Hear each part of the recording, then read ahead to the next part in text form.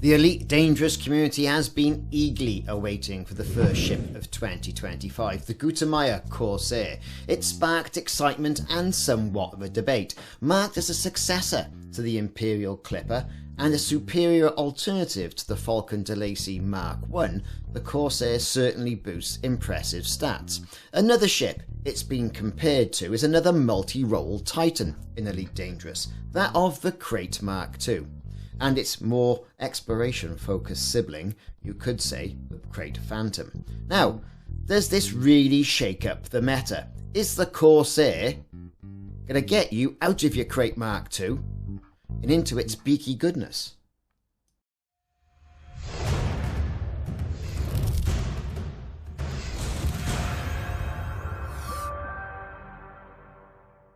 Now, once again, it's time for me to just put the record straight.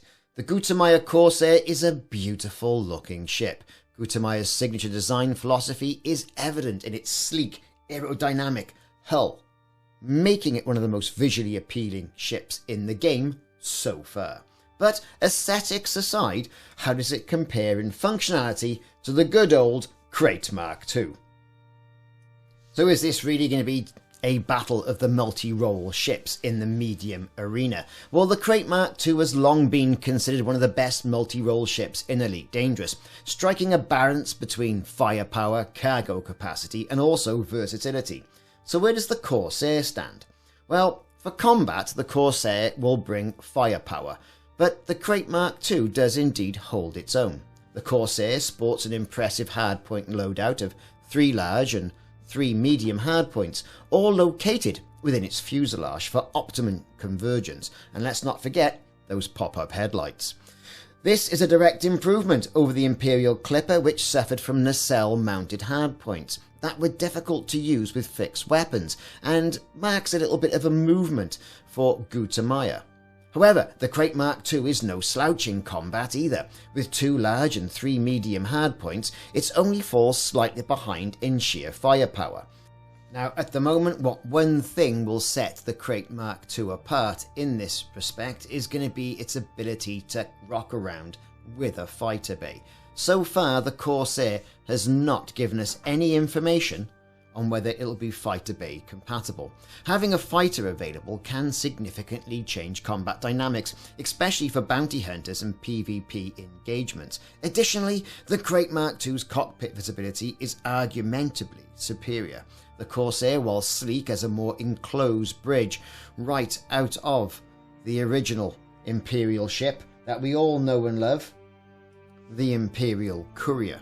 Now, is it all about having a fighter bay? Well, having a fighter, like I say, can up the odds in regards to combat, but let's face it, it's not really all that. The Corsair, while sleek, has more enclosed bridges, like what we said, which some pilots may find limiting in dogfights. Who knows? It's going to be a nimble old ship though. But I reckon that if you value straight up firepower, the Corsair will have the edge, just on the sheer number of hardpoints. But for pilots who utilise fighters for extra versatility, then the Krait Mk2 remains a formidable contender. And you have to question yourself, will the Corsair, if it had been around during the Thargoid War, been the quintessential Titan bomber? Now, with the Trailblazer update and system colonisation, it's all about trading, isn't it? Or shall I say hauling stuff from A to B. Well, the Corsair does edge ahead of the Krait Mk2 in this respect, but not by much. Now, the Gutamaya's Corsair maximum cargo capacity is 318 tons. And that's great, that's maximum. But with shields fitted, it'll be 280 tons.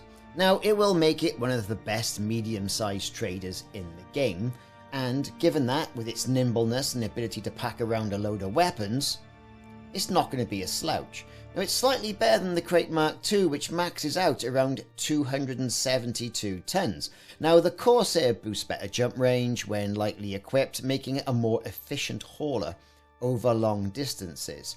I don't know, this might be a really good power play ship, to be perfectly honest with you. Something to go around and do your weeklies with.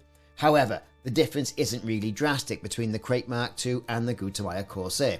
Many pilots have relied on the Python or Krait Mk2 for medium scale trading, but now we've got ships like the good old Type 8, which is a killer in regards to trading.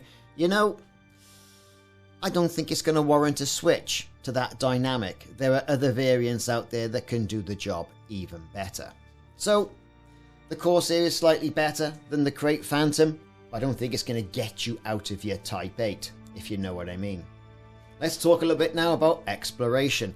For me, the Krait Phantom, the variant of the Krait Mk2, will remain the king here.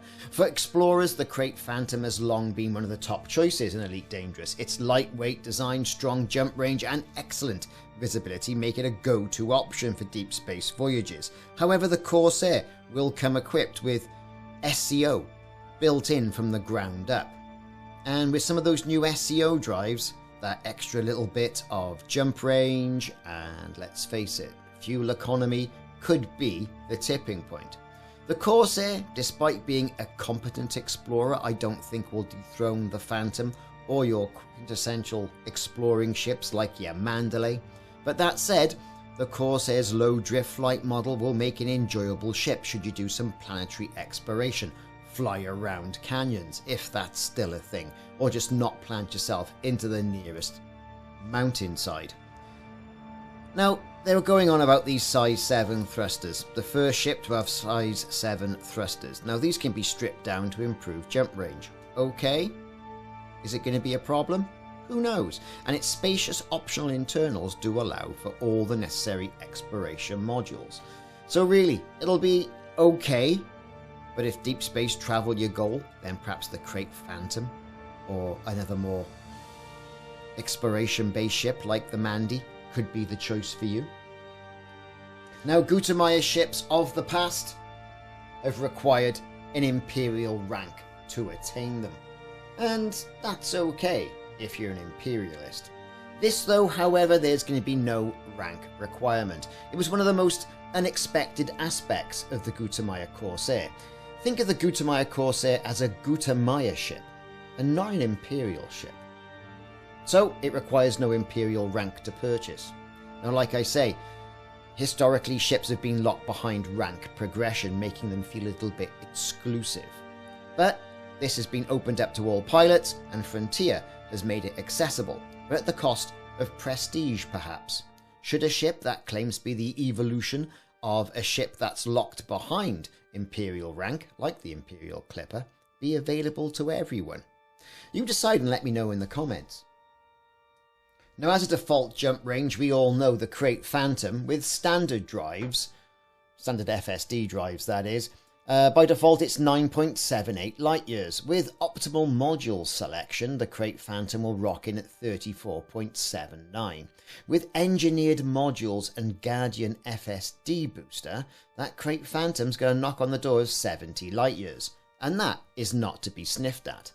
Slightly more than the Asp Explorer, with the word Explorer in its name, and also the Diamondback Explorer trumps them all with 75 light years. But however, when you think about jump range for all these ships, where does the Corsair come into?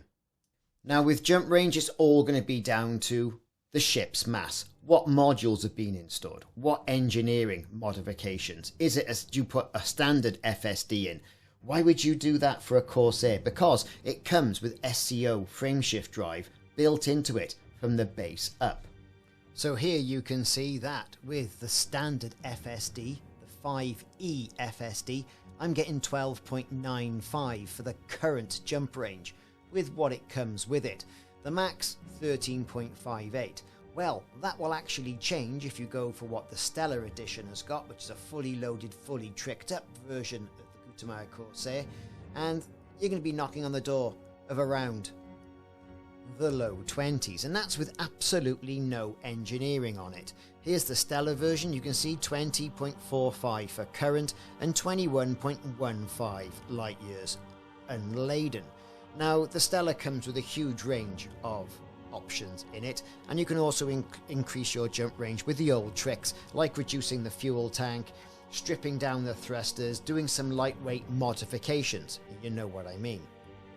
Not only with those engineering modifications, you've got to look at the Guardian modules as well, the FSD frameshift drive booster, And if you unlock that SCO that we've been talking about with the community goals, or have the materials and got those Titan drives from the Dead Titan areas, then you can stick one of those special SCO drives on there.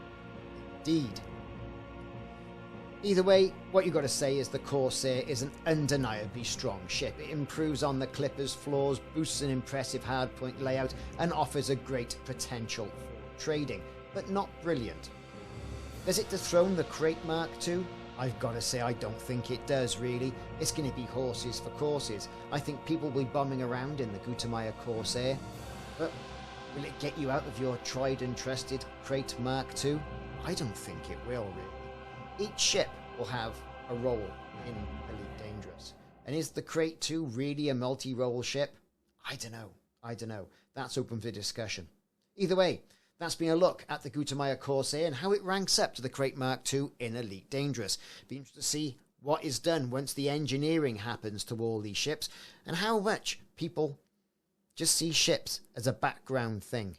Get too much of a good thing, if you know what I mean. I've been Ricardo. Thanks for watching. I'll see you soon.